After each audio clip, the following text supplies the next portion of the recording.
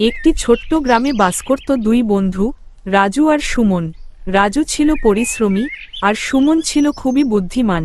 তাদের বন্ধুত্ব এতটাই গভীর ছিল যে সবাই তাদের উদাহরণ দিত। সুমন, আমি ভাবছি জঙ্গলে গিয়ে কিছু ফল নিয়ে আসি।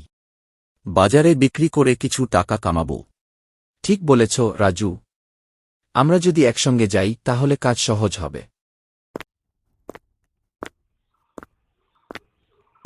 রাজু ও সুমন জঙ্গলে ঢোকে। চারপাশে পাখি ও প্রাণীর আওয়াজ, পরিবেশ রহস্যময়। হঠাৎ ঝোপের পেছনে থেকে শিয়াল বেরিয়ে আসে। তোমরা এখানে কি করছো? এটা আমার এলাকা। আমরা শুধু কিছু ফল নিতে এসেছি। ফল নিতে হলে আমার ধাঁধার উত্তর দিতে হবে। যদি পারো তাহলে যেতে দেব। তোমার ধাঁধা দাও। আমার 4টে পা, কিন্তু আমি গাছের ওপর থাকি। বলো তো আমি কে?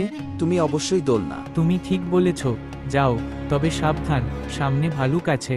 রাজু ও সুমন এগিয়ে যায়। হঠাৎ সামনে বিশাল এক ভালুক দেখা যায়। ভালুক গর্জন করে। তোমরা এখানে কি করছো? আমি খুব ক্ষুধার্ত। আমরা শুধু কিছু ফল নিতে এসেছি। তাহলে আমাকে খাবার দিতে হবে, না হলে আমি তোমাদের যেতে দেব না। ভাই ভালুক, আমরা তোমার জন্য কিছু ফল জোগাড় করে আনব, দয়া করে একটু সময় দাও।